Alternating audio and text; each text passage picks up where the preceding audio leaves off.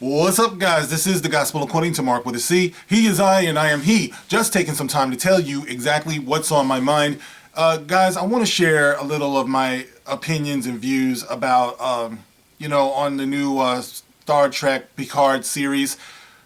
This is the wrong channel to come to if you want to hear, like, intricate recaps and details and shit, because, honestly, I don't care enough to really be paying attention and make notes here, alright? These are just my overall feelings real quick about what I've seen thus far and how I feel about that, okay, as a casual viewer, alright? And I've always been a huge fan of Star Trek, so I've always loved it. I've watched it with my parents when I was growing up, the old repeats. I got into it. It's very imaginative. I always felt that it was very... just challenging and deep, to think about some of the things that were going on, once you got past the camp, aspect of it. I think that's probably what attracted me first, the camp of it, laughing at William Shatner's acting and stuff. And, but then I started really paying attention to the plot and the themes. And I really started to appreciate Star Trek and to really, really love it. And the first good cry I had in, for a fictional character was easily Mr. Spock in The Wrath of Khan, when that happens, all right? Spoiler alert on something like a 40-year-old movie, but so yeah, I've always loved Star Trek, and I went on to love The Next Generation and Deep Space Nine, and I watched a little bit of Voyager, and then after that I was probably out, and then I just watched the movies, so I didn't really get into Enterprise and whatever else came after that. So anyway, I tried to watch a little bit of Discovery, but after Captain Lorca died, I was pretty much out. I didn't appreciate, the way things went with that. But, and it just is not, to me, it's detached, from what Star Trek should be.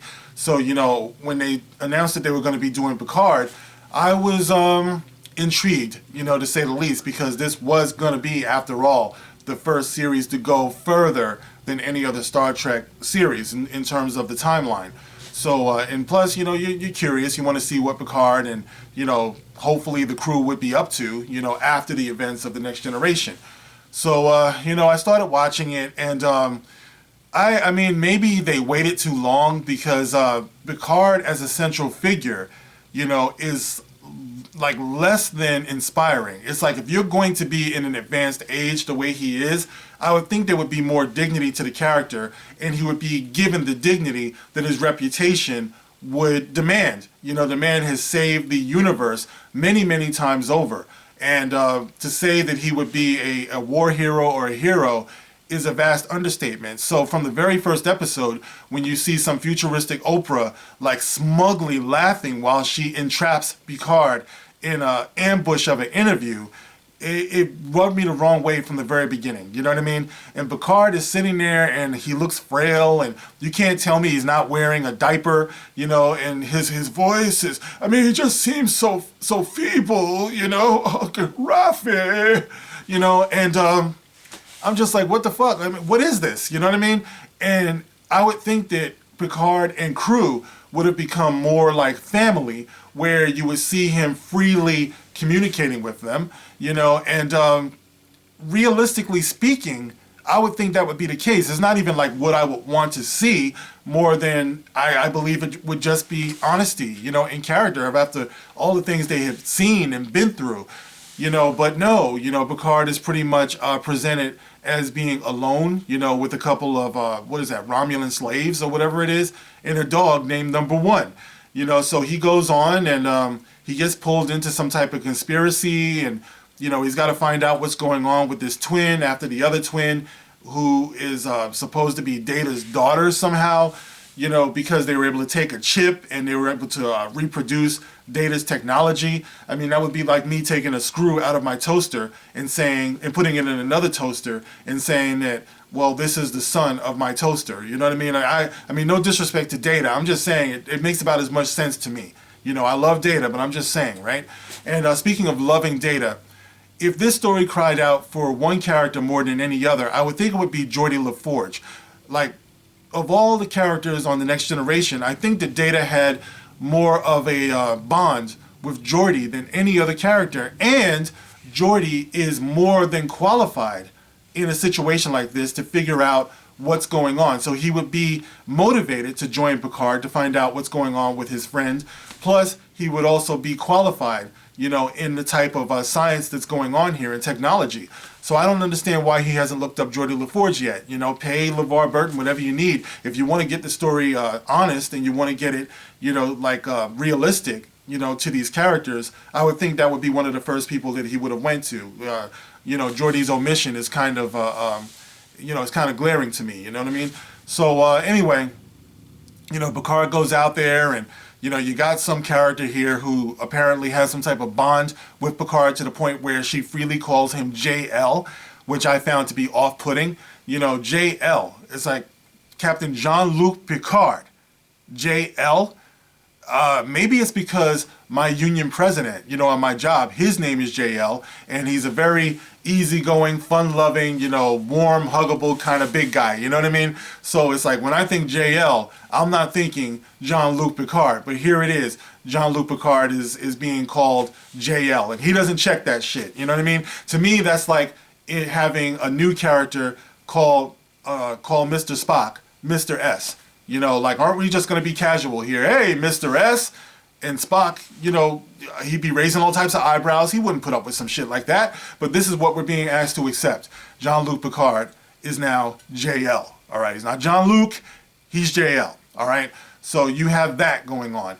All right, you have Picard pretty much being told off in every episode that they have. And it's always by a woman. All right, now I'm not saying one thing or another, but what I am saying here is that is a fact. He's being told off by a woman and put in his place in pretty much every episode. It's some bullshit. I tell you guys, you got to see it to believe it, but I wouldn't recommend it, okay?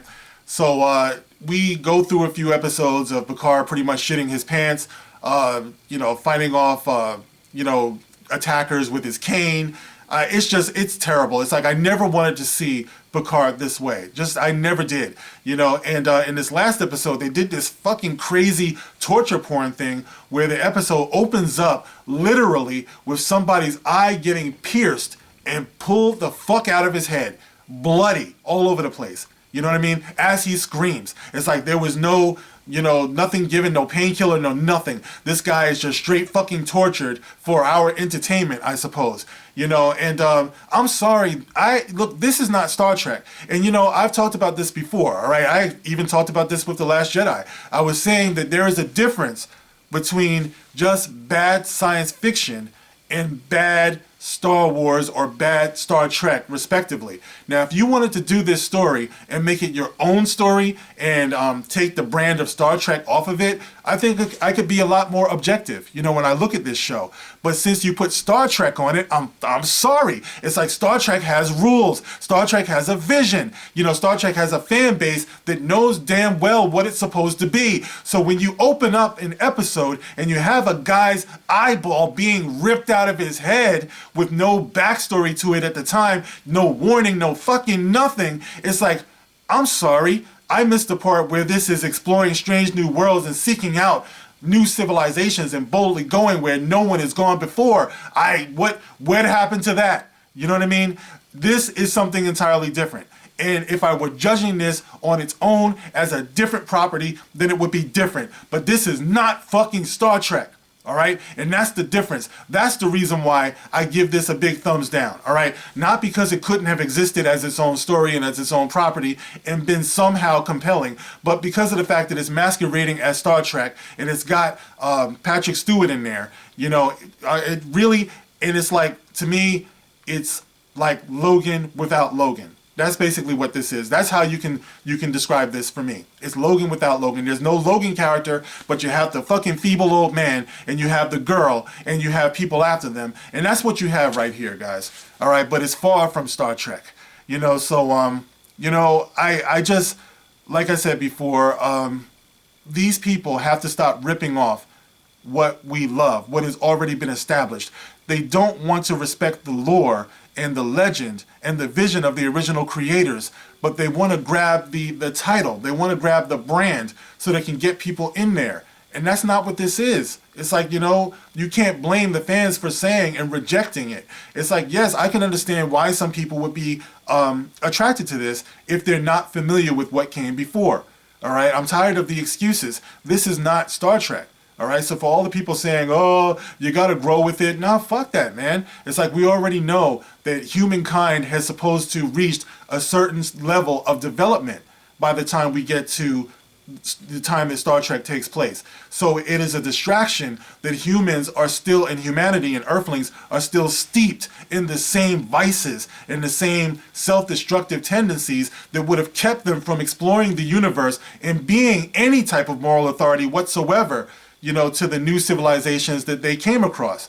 If we're still dealing with our shit, there's no way that we're going to effectively chart the universe, because there's going to be too many conspiracies. There's going to be too many, sabotages going on, war, so infighting, so all of these things. I mean, yeah, I see that as being, universally human things, but this is Star Trek. All right. So we're being challenged to assume that humanity has moved past that, so to bring us back to that, is a disservice, to the vision. And I know some people don't agree, and that's fine, but that's the way I see it.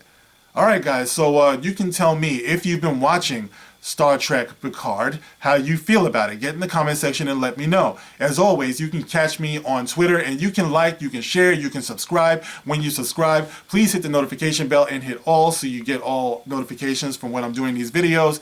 And there's a PayPal in the comment section too. All right, if you care to help me, to grow the channel and all that good stuff, I would appreciate it. All right, guys, that's it for now. I will catch you on the next one. This is The Gospel According to Mark with a C. Rock on.